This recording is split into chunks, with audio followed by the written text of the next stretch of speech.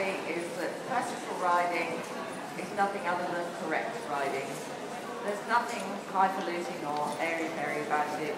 It's purely riding a horse in a sympathetic way in which you're interacting with the movement and not impeding him in any way. It produces a very quiet, very effective rider. Hopefully you should be able to see the aids almost at all. So there's nothing different really between good classical riding and what the likes of Carl and Charlotte do, for instance, or the Albergs. These are all the basis of good equitation, whether it's eventing, whether it's show jumping, whether it's dressage, or even just for happy hackers. It can make your riding much safer and more pleasurable for both you and the horse. So Tim, would you just like to ride him in a bit, because we've literally just dragged him in from the stable. And Archie, Archero, is an 8-year-old Lusitano. I think I'm right in saying he was novice gelding champion, wasn't he, Tim? The breed show a couple of years ago. And he's been a bit of a problem boyo at times. Apparently he's hospitalised Tim 3 times. But apparently he's now more dominant than problem. So I'm hoping that if I get on him later, that will still be the case. So anyway, Tim was quite apprehensive of riding in front of you lot, as was poor Corinne yesterday. I could literally feel the stirrup leather shaking as she was holding it yesterday for me to get on.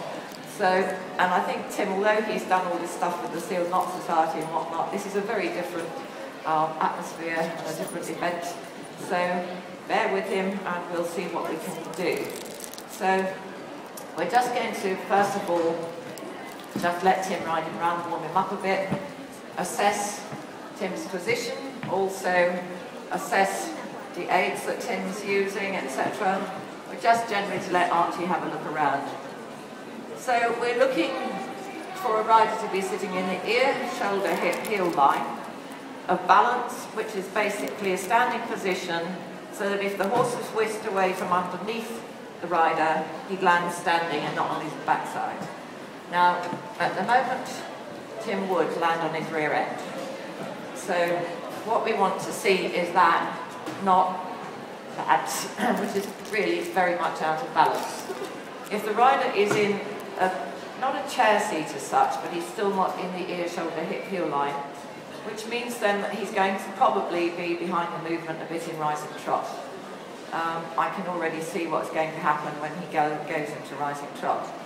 So I just wish that saddlers would put the stirrup bars further back on the saddles, which is what I've been doing for the last 20-odd years, because as a classical trainer, the most important thing for me, first of all, was to get the rider sitting in a balance in which they weren't having to fight the very tool that was supposed to be assisting them.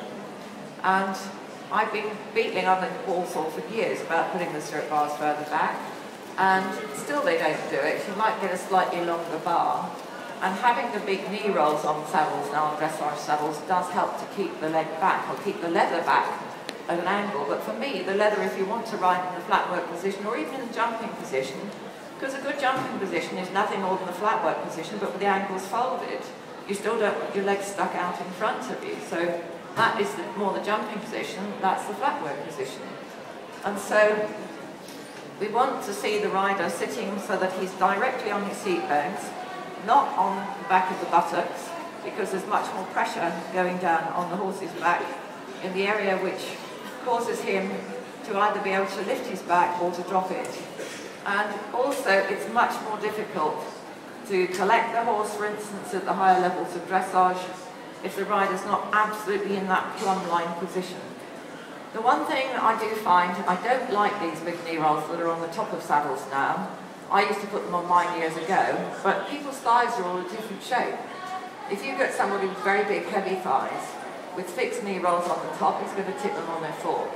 If you've got somebody with very skinny little thighs, it'll make them draw their legs up into the knee rolls. And so for me, it makes much more sense to have Velcroed ones, whereby you can move them, take them off, somebody with very tight hips, or put smaller ones on, bigger ones, whatever. It, for me, means that the rider, it makes it much more difficult to maintain the position. But if you, for instance, got a saddle which has the stirrup bars too far forward, but you've got Velcroed on knee rolls like Wintex and Thoroughgoods and some of the other synthetics and some leather saddles now, is to help your position, if you buy a nice large pair of knee rolls and whack them on as far back as you can on the Velcro, which might make it look a bit like an aeroplane about to take off in front, but it will assist you to keep that leather back at an angle and keep that ear, shoulder, hip, heel line. And it makes a huge difference as to how the rider sits. The other thing, yesterday, Corinne's saddle was tipping backwards, and that will tilt the pelvis backwards and bring the knees up. Tim's saddle is much more level, so he's okay. But yesterday I jacked up the back of the saddle with a riser pad, which I wouldn't normally do. I would only do that in a situation like this, where it's a one-off, because if you do use riser pads at the back to jack the saddle up, it's going to drive the fork of the tree down into the shoulders and impede the horse's movement or even make the horse sore if you were to do it on a regular basis. So always have your saddle balance checked, because if your saddle's tipping forwards or tipping backwards, you haven't a mission of maintaining a good upright classical position. So Tim, if we can just have a look at you in rising trot. Archie seems to be quite settled now. Well, he's not as bad as I was expecting. I was expecting him to be slightly more upright. But you see, a lot of people are taught now to rise with their upper body upright, which brings the rider back down on the back of the saddle. Even now, Tim is more upright than I would want to see, because he's not rising forwards and back, so the pelvis is actually moving on an arc over the pommel. Now, a lot of men with dressage saddles with a high pommel prefer not to rise forward and back for very obvious reasons. They might all end up singing soprano by the end of a lesson. So I don't think the pommel on that one is exceptionally high. So I would like to see Tim leaning slightly more forwards from the hip. So you look up, so you just fold forward. Just watch me a minute. So you're folding from here, so that you're moving forwards and back like that. Now, if you're on a very big moving horse, which Archie isn't, although he's quite a big, quite a substantial big horse, he's not got the movement of a big moving warm blood that will throw you completely upright in the rise phase. If you come back to the saddle with your pelvis upright, you're going to depress the very part of the back that is that you're wanting the horse to lift and round, not drop it and hollow. So it's very important that rising trot, we're told, was developed by the British Army a few centuries ago. Yeah, you're coming a bit too upright again, Tim. If you were as upright as that on one of my Lusos, you wouldn't be going anywhere. It would stop dead. And mostly, even yesterday when I got on this very, very hot little horse, little Lusitano stallion, he was, as soon as I went too upright in the rise and sit, he immediately stopped. And he's as hot as they come. So you can often stop a horse from going forward. Okay, Tim, let's just see you coming back to walk now. Yeah, good. Tim rose right the way through. We'll have a look at that in a minute. And if you're actually impeding the horse by rising too upright and he's stopping, what happens next, of course, is the rider then starts to kick. And if you kick the horse, you're stopping him from being able to swing his rib cage, because he will board his rib cage up against the blows. Likewise, if you see people on horses and at riding schools and they're trying to push the horse with their seat as if they're trying to work a swing, and all that does is tighten the buttock muscles and actually stop the horse from going forwards. So the next thing then is they resort to the heels, clump the sides, and the horse goes, ugh, and he can't actually then swing his rib cage. If he can't swing his rib cage, he can't move his hind legs underneath his body, so he can't move. So instead, they get a whip and whack the horse, and ultimately he will go. But all the time he's saying, I can't move. And so the horse is being punished. And I've often said, I said in the introduction to my book, Enlightened Equitation, which, by the way, is on sale on our stand, I said, actually, I had some children from the Dartmoor Hill Pony Society at our place, 10 of them, and I could hear the kicks and thumps, to be honest, from the other end of our 60 by 20 outdoor school. And so I said to the children, pulled them all into the middle, do you kick and thump your dogs like that? Oh, no. Why not? Well, because they'd cry.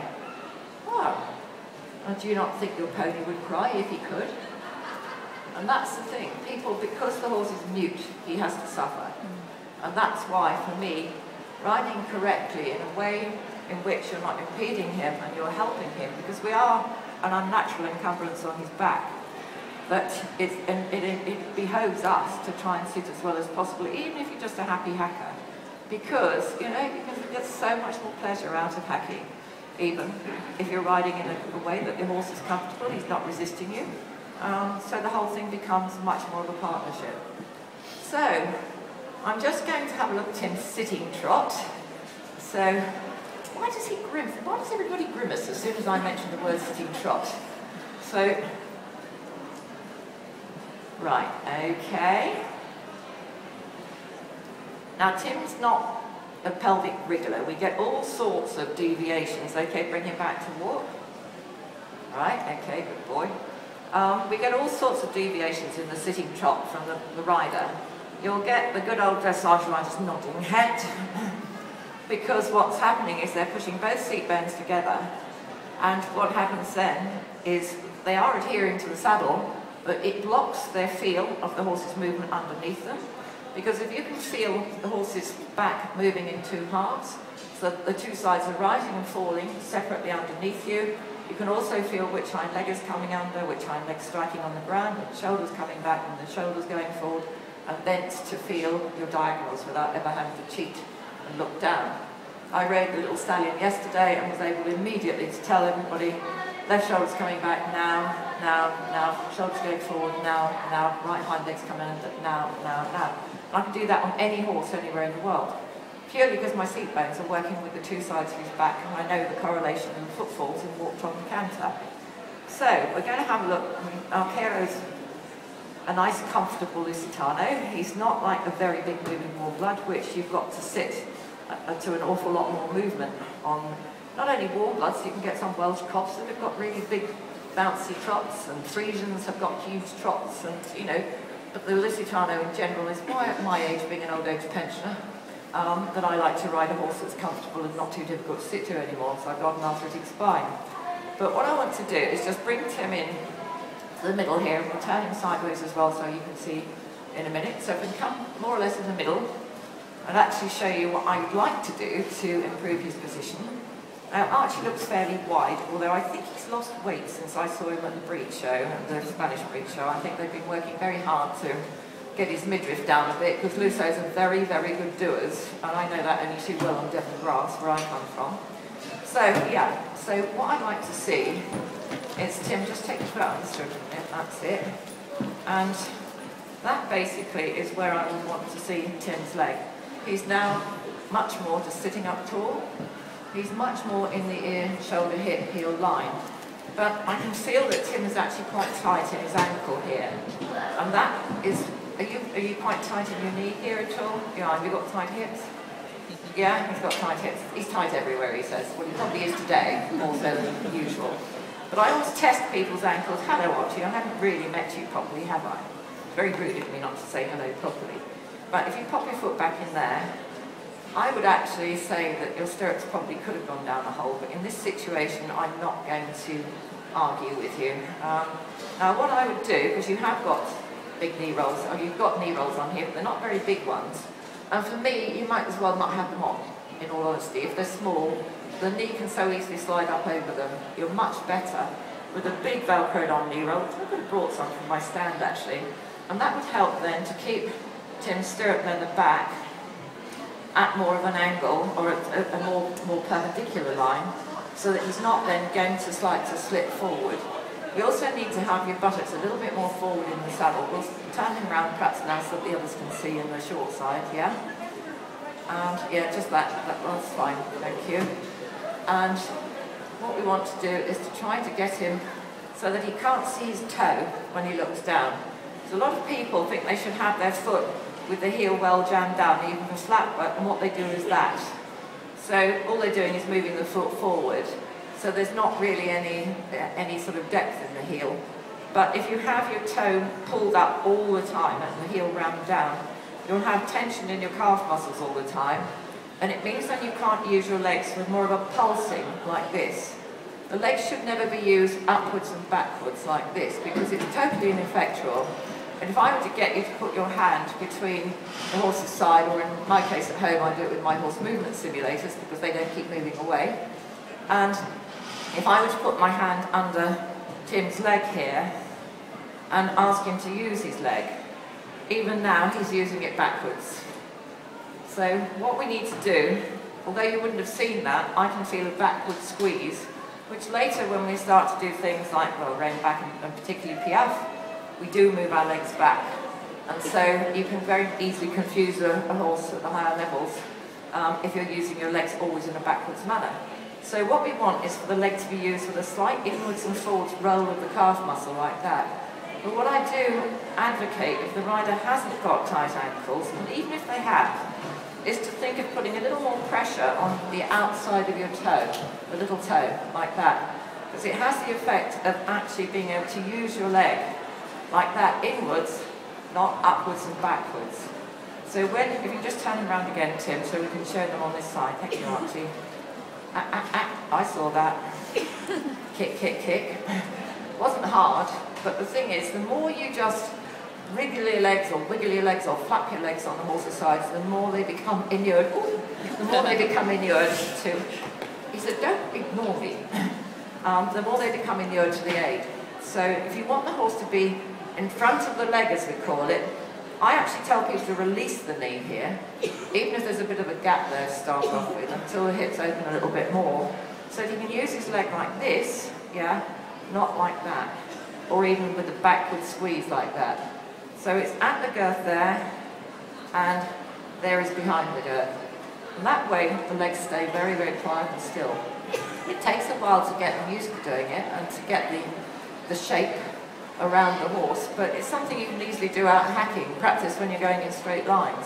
Don't just slop along out hacking. Think of actually doing something productive, which you can learn to. I certainly did it years ago. That's how I learned to use my legs in that way, was to practice out hacking. So, for instance, just walk on, Tim, if you wouldn't mind. What did I see there? Up and backwards. Think of inwards and forwards. It's so small, but it makes such a difference, because it helps to engage the abdominal muscles, which lift the back. And what we're looking for in the horse, if you can just bring Archie in to the middle again, Tim, just and halt. We'll do it both ways. Just halt, just here. Sorry, he's not going to boot my brains in, is he, if I go behind him? No? Okay. Right, I just want to do something and show. See how his back lifted there? Not see it? There. Can you see that? Okay, turn him on the other way. Sorry, chap. How rude. He says, you've only just met me and you're poking me in the backside already. Stand. Good boy. He said, why don't you scratch me? I probably won't do it now because he's...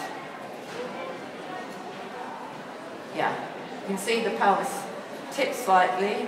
That brings the hip joint further forward. It makes it easier for them to engage the abdominal muscles, and then the withers can ride between the shoulder blades, and that's how you get a horse up off his forehand. So we're always looking to get the horse tucking his pelvis under, and then engaging the abdominal muscles, which our legs, being used in that correct way, will enable you to do. So try to think of keeping those toes back, Tim, underneath your knee, so you can't actually see them. That's good. Okay, walk on again. And when you use the legs, think about inwards and forwards, the slight roll of the little toe, and try to think of using your legs with the swing of his belly. So you use the left leg as the belly swings to the right, and the right leg as the belly swings to the left. Try again to bring that lower leg back so that your heel is more underneath your hip. And you bring the leg back a little bit more again, Tim, and we'll just see. That's it. You shouldn't have to keep using your legs all of the time. If the horse is, as we say, in front of the leg, he should go off the legs, instantly use the leg, and you shouldn't have to keep nagging him all the time. So for me, that is one of the most important prerequisites. If you're training a horse at all, they must be in front of the leg and forward off the leg. So if the horse doesn't go off the leg, then I don't hit him. I whack my own boot and make a noise, and invariably that galvanises them far more quickly, and certainly sensitises them to using the leg at the same time. So Tim, I would say, has actually got quite short arms, which is why he's finding it difficult to maintain a contact with a bent elbow. And so I'd like to see a bit more weight into his elbow, and so that you're not then having to pull on the reins at all. Try to keep the hands lower, a little closer together, and ask him to come a little bit rounder now if you can. Yeah, okay, just a little play with your fingers to ask him to relax his jaw.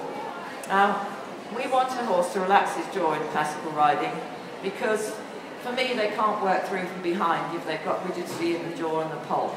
Once they've relaxed that jaw, it means they unclench their teeth, the poll relaxes, and it means then the horse can step through from behind because you're releasing the tension in the front end. If you have a tense lower jaw yourself, you'll find you'll feel a ring of muscle stiffness is going down the chest wall, into your stomach wall, even into your back if you clench your teeth. So we want the horse to unclench his teeth, relax his jaw, relax his poll, and then he can start to work more through from behind. Now, I just want to describe the movement that we should be making in walk and in sitting trot. As I said, there are all sorts of deviations from the pelvic wriggle, which looks really horrible, and one of the most common things I have to sort out in the younger rider. In the older rider, often it's that they're stiff in the lower back, or they've never been told how to absorb the movement of the horse, and so they think they're stiff, so it's all in here really. It's not actually in the back. People, when I put them on the simulator, we actually feel the back and test the back for the amount of flexion, and it means then that we can teach the rider to synchronise their movement with that of the horse. So, Tim, in sitting trot, the movement that we need to make is exactly the same as we make when we run on foot. In walk on a horse, it should be 1, 2, 3, 4, 1, 2, 3, 4, like this. So your seat bones are moving up and down with the two sides of the horse, but the horse is making that movement, you're just allowing it. In sitting trot, the movement should be 1, 2, 1, 2. It's as if you're running on the spot. So the seat bones are doing that with the two sides of the horse. That way, and also the back is flexing very slightly, so it's absorbing the up and down movement of the back by shortening and lengthening the spine the same amount the horse's back rises and falls. And that will be the same in canter as well. We'll have a look at canter in a minute.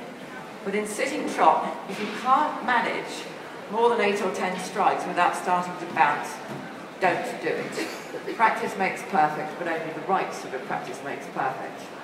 So if you only can manage 8 or 10 strides, go back, do a couple of strides of walk, go back up to another 8 or 10 strides.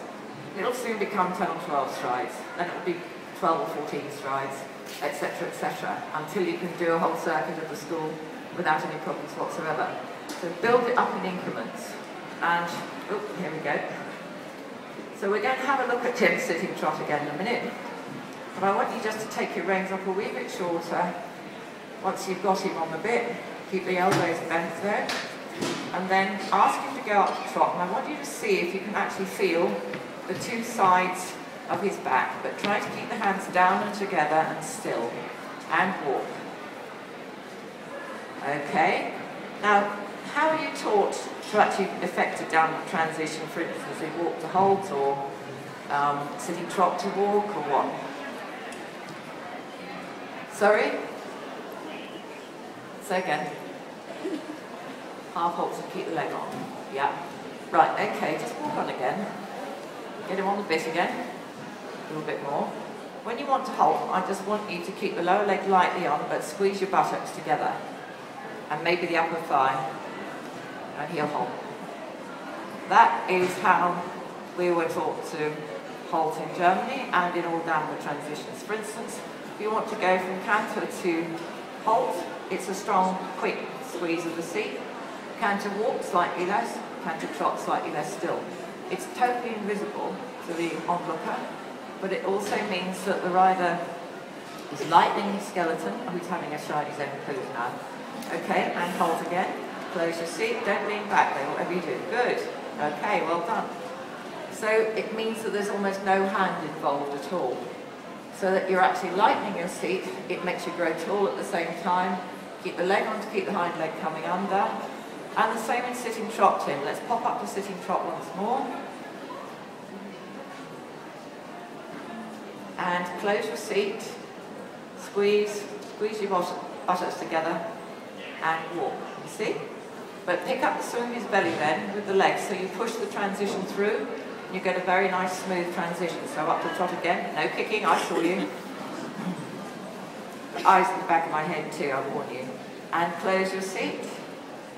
you lean slightly back there, so he dropped his back and raised his head instead of raising his back and dropping his head. So I want you to almost feel like you're leaning very slightly forwards, and then you'll actually be upright.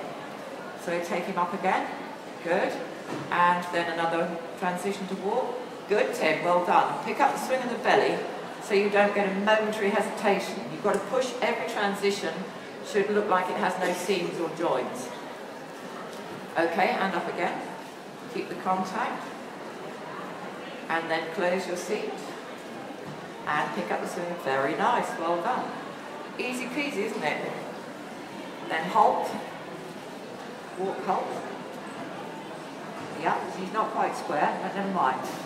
So that's the age of the halt that I was actually taught by my German trainer rather than my Portuguese French trainers that I work with. And for me, it's an incredibly simple aid to teach anybody.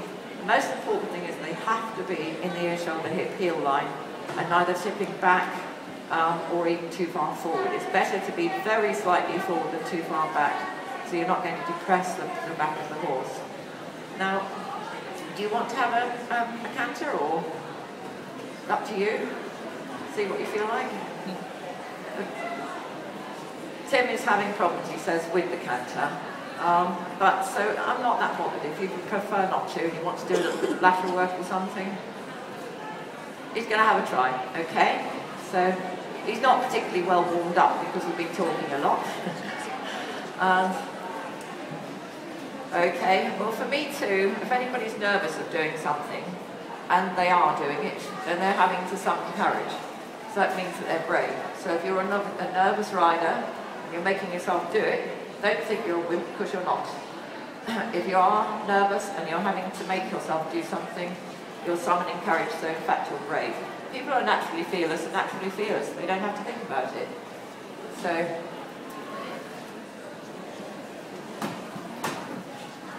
right, we could soon teach Tim as well not to have to sneak a crafty look down to see which diagonal is on. If we had a bit more time, we could have worked on that as well, but the big problem is running out of time. So I'd like to have a sit on him if I've got a few minutes. Okay, and ooh, that's a nice comfortable canter. Well done, Tim.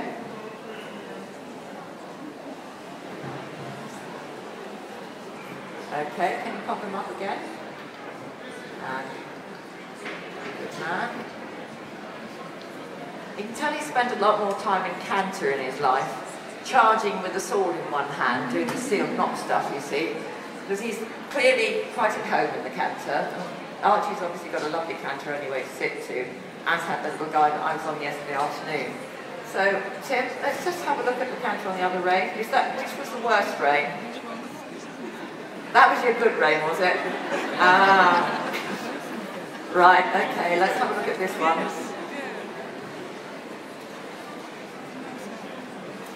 Now, those of you who find it difficult to strike off on the correct leg, or difficult to feel if the horse is striking off on the correct leg, okay, yeah, well done. Ooh. Okay, and bring it back to walk. Right, now, what I would say there is Tim is very slightly polishing the saddle. In canter, the movement we want to make is a bit like skipping. So the pelvis actually makes a backward circle like this, so that your pelvis actually does this movement, not this, so you're not polishing the saddle.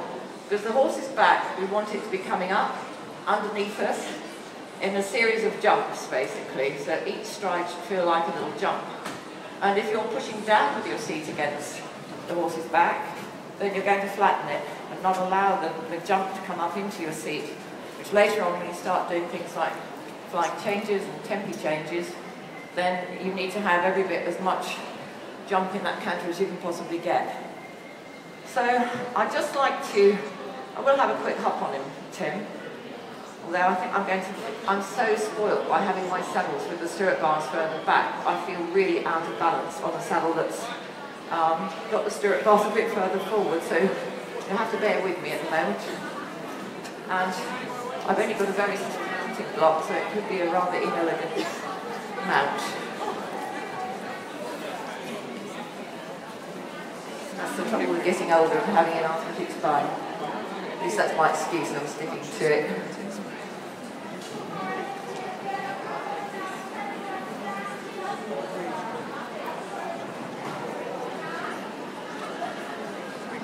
So he does leg and shoulder in. Anybody else? Anything else? Sorry? Does he does leg and shoulder in? Does he do traveller or anything? Oh, I'm going to have to do something about these. I'm going to get up there really easily. Okay, Archie. Gosh, he's a lot wider than the one I rode yesterday. Ooh. I'll actually go stirrup leathers will probably be fine. I tend to ride a bit shorter. I possibly have the whip, thank you. Ooh, okay then. So, who are you? Come on then.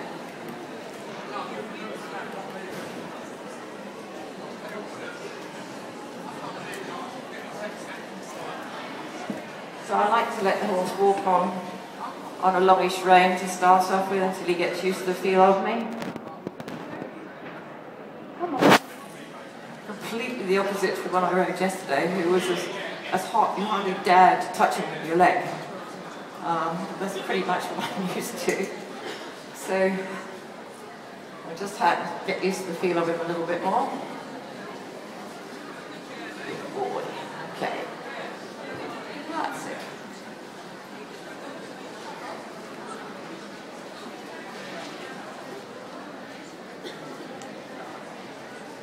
Good boy. Now when we're asking horse for lateral work, very important that our body positioning is correct. Come on. Walk on. Okay. And in shoulder in, this is the one time I would turn my body to the inside and ask the horse to flex to the inside, a little bit resistant here. Inside leg at the girth. Good boy. Yeah.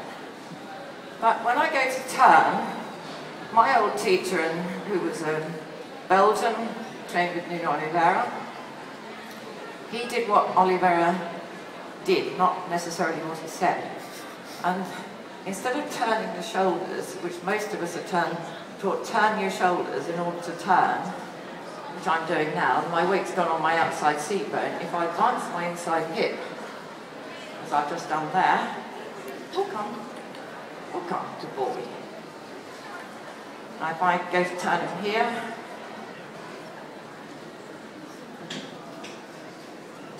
and again here, he says, well no, that's the entrance, I'm going out there.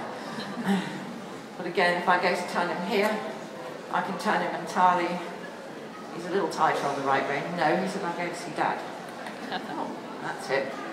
If I ask him to turn here, all I'm doing is pointing my hip in the direction in which I want to go, which is definitely towards the door, by the look of it. No, come on this way, naughty boy. Do you see him look at the camera there? It was just, make sure you've got my best side. Lusitanos tend to be a bit like the Portuguese men. They do like looking in the mirror. Okay, so that's the shoulder in. And I'm going to see if he'll I'll just ask him to turn here, inside hip. Come on. Good man. Flexion to the left here. Come on. Good ball. That's it. Come on. With the swing of his belly, I'm using my left leg, left leg, left leg. Good man. Okay, now I'm just going to try a little bit of traveller and see what he says to that. Okay. Oops, not a very good change of whip there. So here, I'm turning my body towards the wall. Come on, wakey wakey.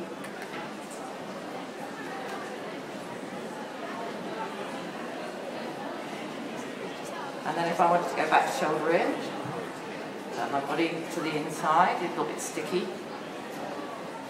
And you can see how just changing the body position completely changes the direction of the horse's bend and also, good man. Try that on this side. Don't have the whip in the outside hand. Just a touch along the quarters if necessary, which is not necessary here. A little bit too much angle there. Bearing in mind I've never seen this horse before or sat on. Well, I saw him once at the breed show, but never rode him. Still a little bit too much angle here, so I'll bring my body a little bit more in. Come on, walk on. Walk on. Good, back.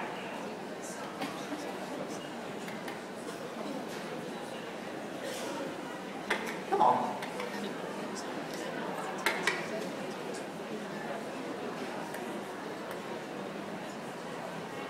Forward.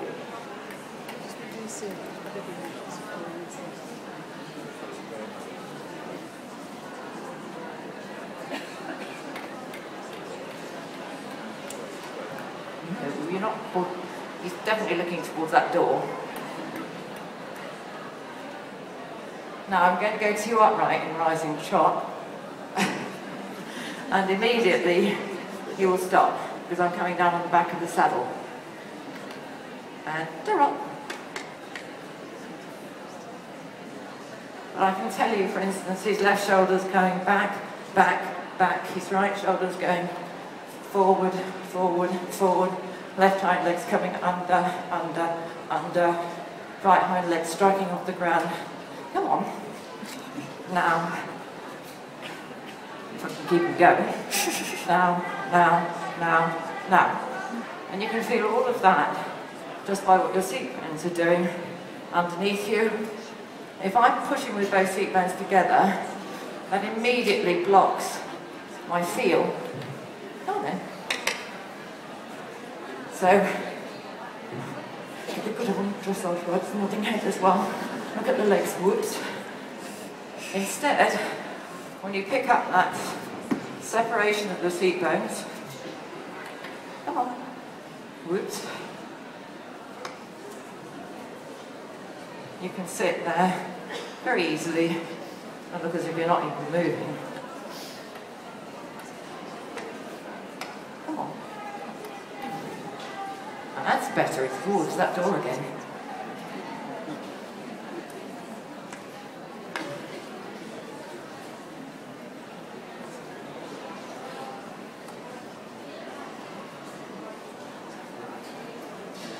Now, in leg yield, so many people, when they go to try and take the horse back to the wall, for instance, from the centre line, they open the outside rein. And all they're doing then is opening a nice escape route for the outside shoulder from it back to the track through the outside shoulder, which I think he would probably do because he's quite crafty. Come on. If that happens, then just open your inside rein. You're still looking at that door.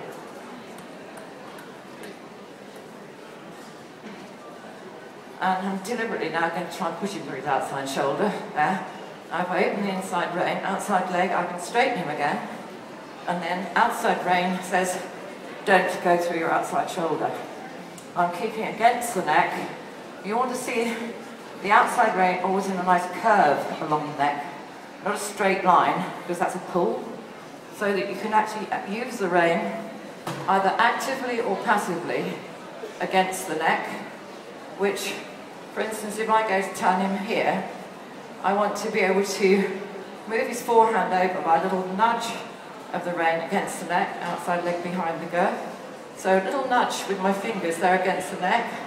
I should start to be able to give the inside rein and still maintain that bend to the inside with literally no inside rein.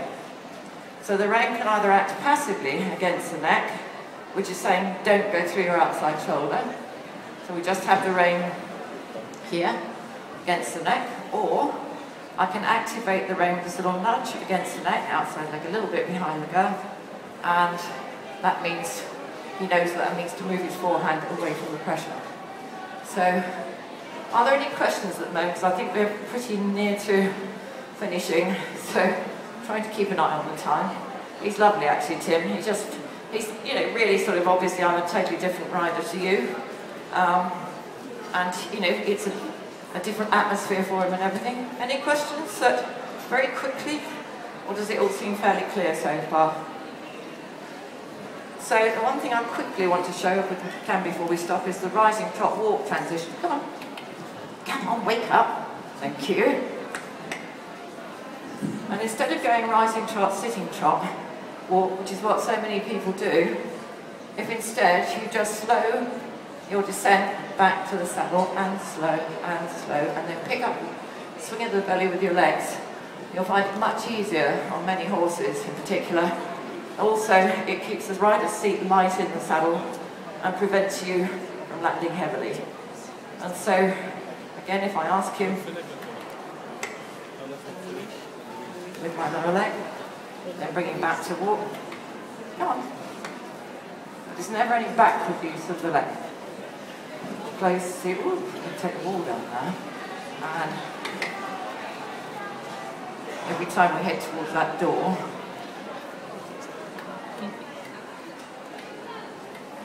yes, I know you can see somebody out there. Come on. No, we're not just going to tag off. You know, needs to learn to be much more in a, it's probably with Tim, I expect Emma you can get it, because he wants to go slow, slow, quick, quick, slow. He's not keeping rhythm, which after the horse being in front of the leg, rhythm is the next most important quality to instill into the horse. You should be able to set the metronome to it. And if you do that, you'll find that as the horse starts to get stronger, he'll get more lift in his stride. My Lusitano mare moved quite like him when I first had her at 5. She now moves almost like a warm blood. She's got so much spring and elevation that she throws me completely upright in the rise, in rising trot, because she has such big elevated movement now, but that has been developed through getting more spring in the joints and not just rushing her forward, forward, forward. Don't think forward is fast, because it isn't. So I think we've probably got to finish there, have we? Thank you all for coming. And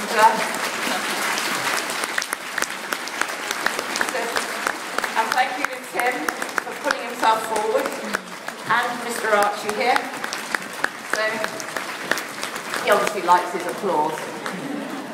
Thanks, Tim. Well, many thanks indeed to